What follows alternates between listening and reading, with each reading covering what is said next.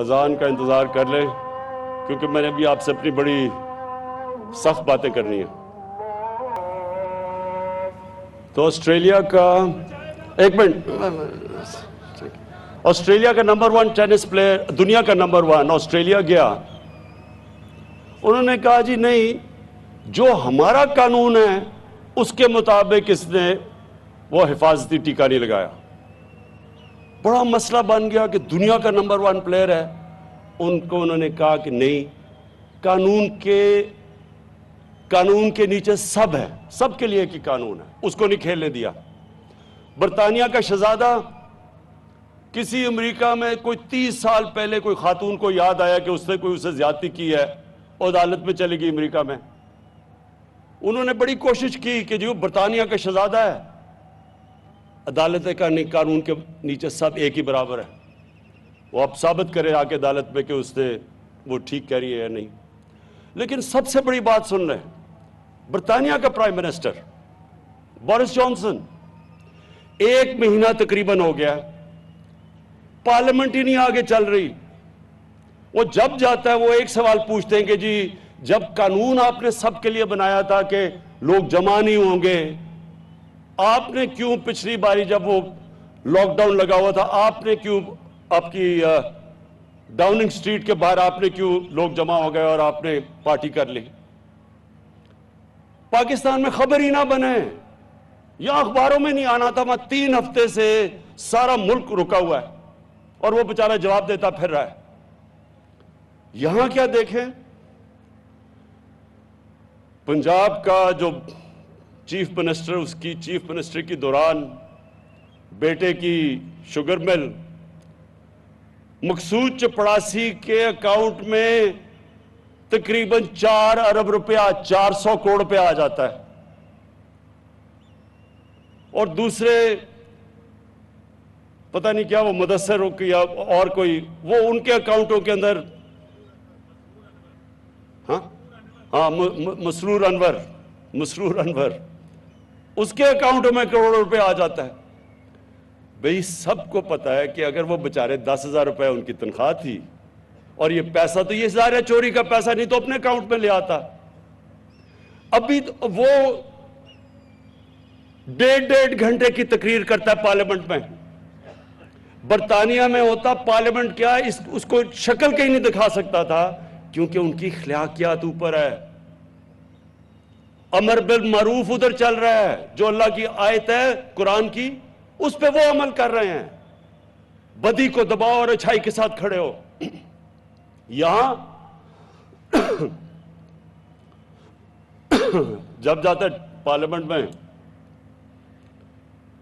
1.5 گھنٹے کی تقریر، جو جاب اپلیکیشن ہوتی ہے اصل میں کہ جی میں پھر سے مجھے موقع مل جائے، اور جواب دیتا نہیں ہے، بیٹے کو باہر بھجوا دیا ہے۔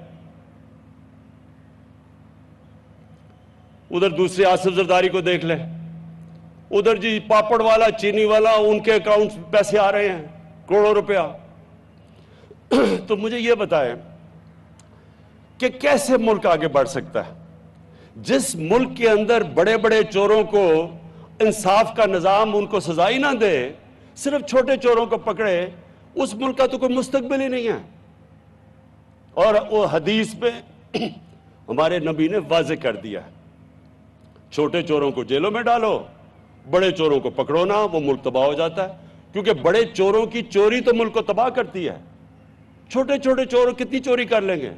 بڑے چور جو ملک سے پیسہ چوری کر کے باہر لے کے جاتے ہیں، اور آپ نے دیکھا ہوگا کہ وہ جو علاج کروانے گیا تھا اپنا باہر، ایک مجرم کہتا جی بڑی دل کی بیماری ہے، ابھی وہ چل رہی ہے کہ وہ سیڑھیوں پہ چڑھتا جا رہا ہے دل کی بیماری کے ساتھ، اپنی فیکٹریاں دیکھ رہے جا کے وہاں، اور اس کو یہاں سوچیں یہاں کہ ہمارے کوئی وکیل کہہ رہے ہیں کہ جناب اس کو پھر سے موقع دو ملک لوٹنے کا، لائف ٹائم بین اس کا ختم کرو۔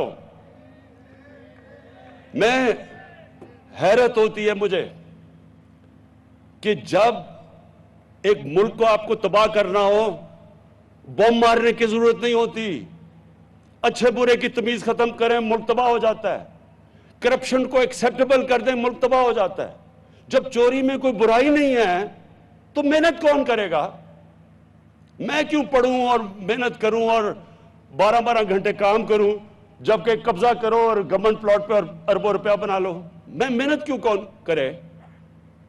اگر معاشرے کو تباہ کرنا ہے ان چوروں کو آپ ایسے کریں کہ ان میں کوئی برائی نہیں ہے. ٹی وی پہ آ رہا ہے جناب وہ ایک چور دوسرے چور سے ملنے جا رہا ہے, اسی کے اوپر کہہ رہا تھا پیٹ پھاڑ کے پیسے نکالوں گا, آج اس کو مل رہا ہے کیونکہ ڈر لگا ہوا ہے سب کو عمران خان کا.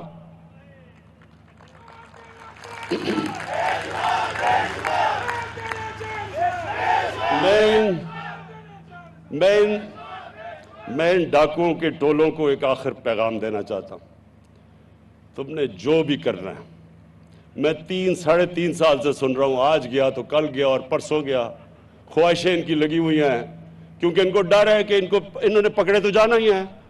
تو دیر لگ رہی ہے, ایڈجرنمنٹ لے رہے ہیں, جج لمبی ڈیٹس دے رہا ہے, کیس نہیں سنتا, لیکن سننا تو ہے, اور جب بھی سنے گا تو انہوں نے جیلوں میں جانا ہے.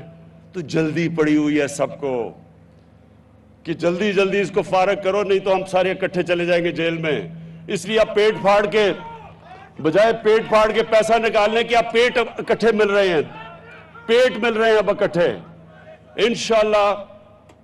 انشاءاللہ میں اپنی قوم ساروں کو کہتا ہوں کہ یہ ہے اصل میں پاکستان کی جنگ. رول آف لا, قانون کی بالادستی, اس کے اوپر کھڑا ہوتا ہے ایک معاشرہ جس میں خوشحالی آتی ہے. جو کرپشن ہوتی ہے یہ سمپٹمز ہے, جب رول آف لا نہیں ہوتا تو کرپشن ہوتی ہے. کبھی سنا ہے سوئٹزرلینڈ کے اندر قبضہ گروپ؟ کبھی یورپ میں قبضہ گروپ کا نام سنا ہے؟ کیوں نہیں ہوتا؟ کیونکہ قانون ہے وہاں. اور وہ ہے ہم نے جنگ, یہ سارے جتنے قبضہ گروپ ہیں ان کو انشاءاللہ اس ملک کے نظام میں ہم نے قانون کے نیچے لے کے آنا ہے انشاءاللہ. جس دن یہ ہو گیا آپ خود ہی دیکھتے رہیں, تبدیلی تو شروع ہو گئی ہے, لیکن جو ملک اصل میں اوپر جائے گا جب اس ملک میں قانون عام آدمی کے لیے, جس طرح آج ایک عام آدمی کے لیے صحت کارڈ آ گیا اس کے ہاتھ میں کہ کسی بھی ہسپتال میں جا کے, کبھی بھی وہ سوچ نہیں سکتا تھا کہ پرائیویٹ ہاسپٹل میں جا کے اپنا علاج کروائے. مجھے ڈاکٹرز ہاسپٹل سے ٹیلی فون آیا ڈاکٹر جاوید اصغر کا کوئی 2 ہفتے پہلے کہ ہم نے پہلا صحت کارڈ کے اوپر ہارٹ ٹرانسپلانٹ کیا ہے. ایک غریب آدمی جو سوچ بھی نہیں سکتا, کوئی قبضہ گروپ, کوئی ظالم, کسی بھی کمزور آدمی کے اوپر اس کی جرت نہ ہو کہ اس کے اوپر کسی قسم کا ظلم کر سکے, اس کا حق مار سکے.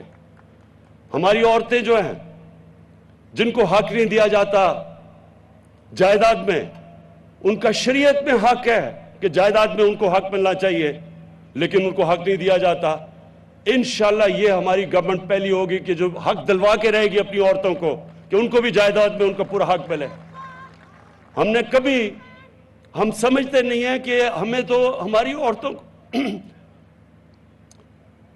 تقریباً 1500 سال پہلے ہمارے نبی صلی اللہ علیہ وسلم نے, اللہ نے قرآن میں ان کے ذریعے حق دلوایا تھا اپنی خواتین کو. ابھی میں جاتا ہوں دیہات میں, وہ بیچاری عورتوں کو حق نہیں دیا جاتا. تو انشاءاللہ ہماری حکومت اپنی عورتوں کو ان کو بھی حق دلوائے گی. اور جو ایجوکیشن سسٹم ہم نے جو اب یہ فیصلہ کیا ہے کہ ایک کریکولم ہوگا سب کے لیے 5ویں کلاس تک, اور پھر آہستہ آہستہ اوپر لے کے جائیں گے. یہ بھی کتنی بڑی ناانصافی تھی کہ عمران خان کے بچے, پیسے والے بچے انگلش میڈیم میں, باقی لوگوں کے یا اردو میڈیم میں اور یا دینی مدرسے, جن کو موقع ہی نہیں دیتا معاشرہ اوپر آنے کے لیے.